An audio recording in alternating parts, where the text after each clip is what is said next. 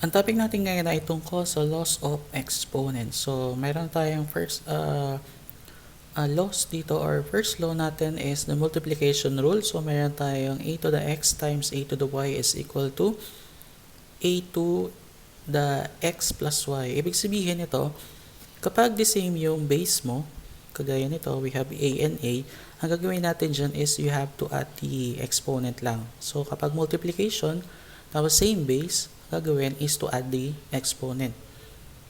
Example, meron tayong x squared times x cubed. So, same base sila ng x. So, ang gagawin natin dyan is kopyahin yung x. Tapos, i-add yung exponent, which is 2 plus 3. So, this will be equal to x, 2 plus 3 ay 5. So, kapag nag-multiply tayo ng x squared plus x cubed, ang sagot ay x to the 5.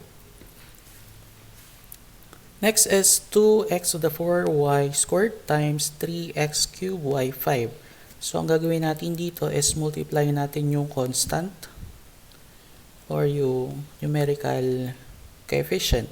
So, 2 times 3, magkakaroon tayo dito na. So, this will be equal to 2 times 3, tapos x to the 4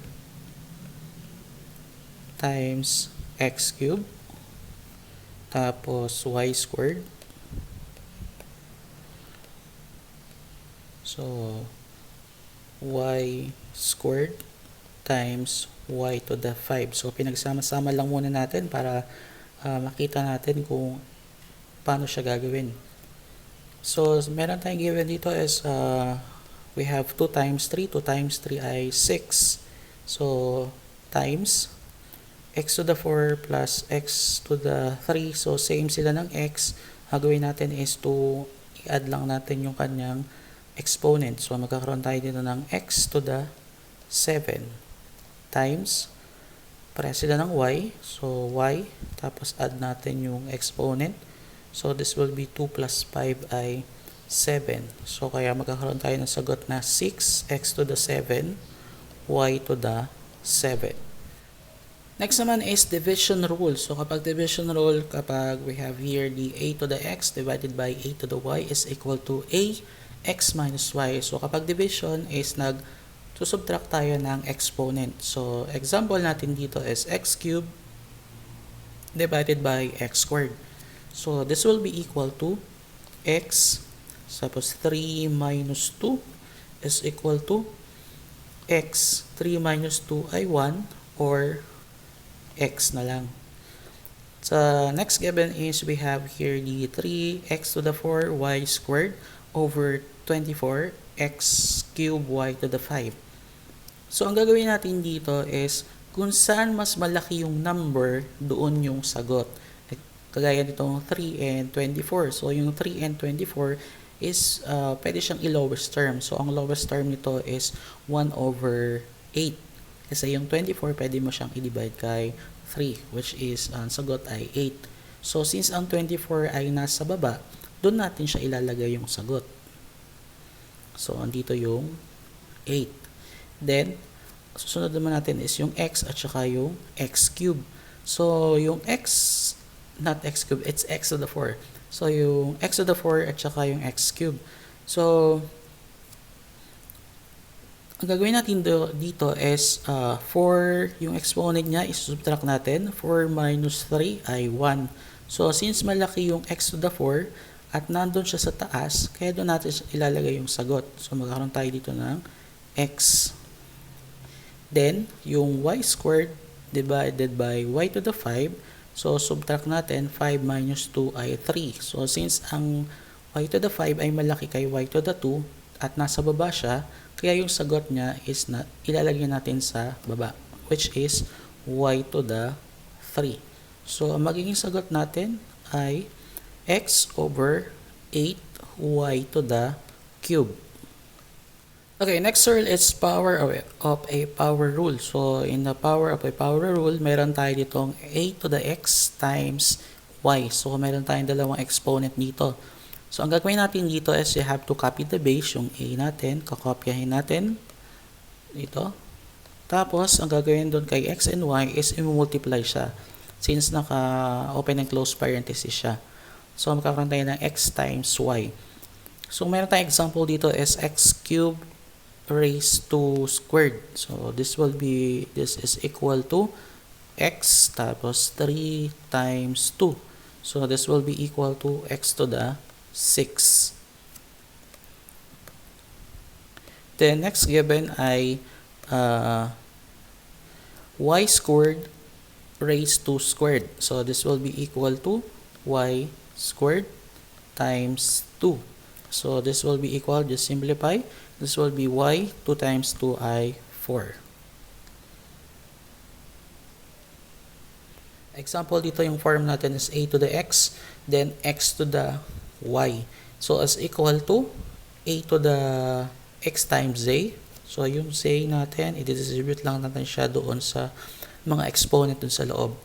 Then, this will be a correction. Ito ay x. Yan. So magkakaroon dito ng x, y times z. Let's have the example. So example natin dito is 3, x to the 4, y squared, then raised to 2. So yung 2, i-distribute natin siya doon kay 3, kay x to the 4, at saka kay y squared. So ang mangyayari dito, this will be 3 squared times x to the 4 times 2 times y squared times 2. So this will be equal to, magkakaroon tayo ng 3 squared is 9, tapos x, 4 times 2 ay 8. So magkakaroon tayo ng x to the 8. Then y, 2 times 2 ay 4. So the answer will be 9x to the 8, y to the 4. Next given is x, 4x cubed y to the 5 raised to 3. So distribute ulit natin yung 3. So magkakaroon tayo dito ng 4 raised to the 3 times x, 3 times 3 times y, 5 times 3 is equal to, so 4 cube, magkakaroon tayo dito ng 4 times 4 times 4. 4 times 4 ay 16 times 4 ay 64. So this will be 64. Then x, 3 times 3 ay 9. So x to the 9. Then y, 5 times 3 ay 15. Next word is a power of a fraction rule. So kapag power of a fraction rule, para lang siyang dun sa nauna na power of a power. Pero dito is this will be a fraction yung given. So magkakaroon tayong example natin is x cubed over x squared raised to 2. So yung 2, i-distribute natin siya dun sa numerator, tapos yung 2, i-distribute din natin siya dun kay denominator. So this will be equal to x, then 3 times 2 over x squared times 2. So is equal to x, 3 times 2 ay 6 over x to the 4.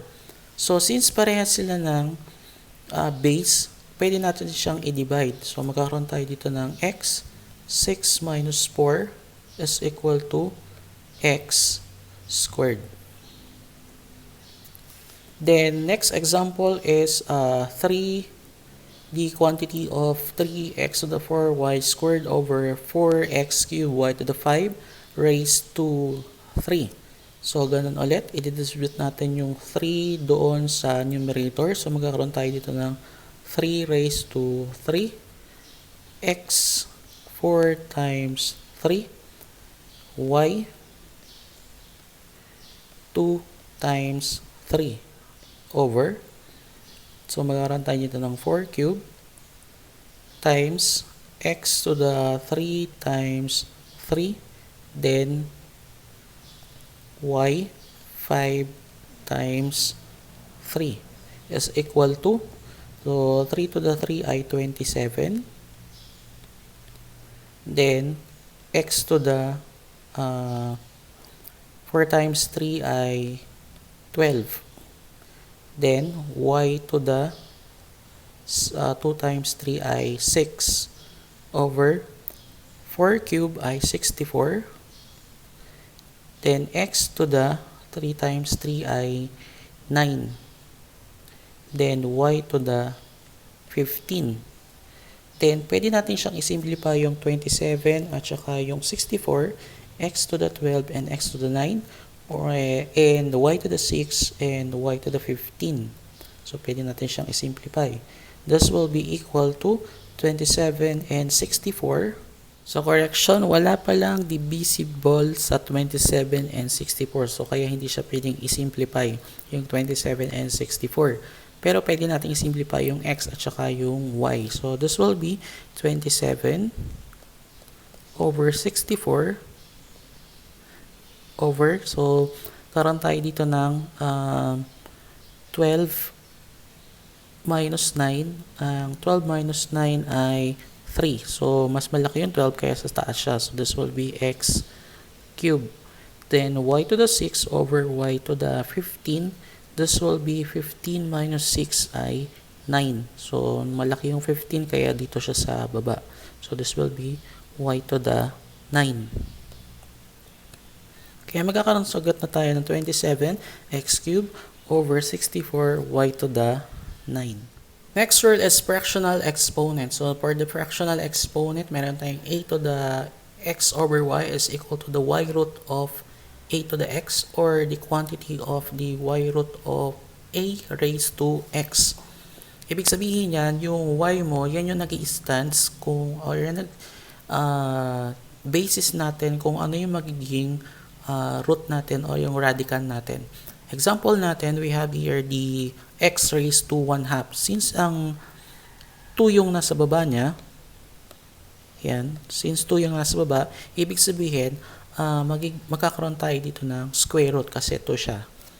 So, this will be equal to square root of x raised to 1, or pwede din siyang square root of x raised to 1. Since exponent niya ay 1, pwede siyang isulat na square root of x. The next is 27, x to the 6, y to the 12, raised to 2 over 3. So, 3 yung nandun sa denominator niya. So, this will be equal to, then magkakaroon dito tayo ng cube root since 3 yung kanyang denominator. So, this will be 27, x to the 6, y to the 12, raised to 2. Ayan. Then, simplify lang muna natin yun na dun sa loob. Ang cube root ng 27 ay 3. So, bakit siya 3? So, kasi meron tayong 3 times 3 times 3.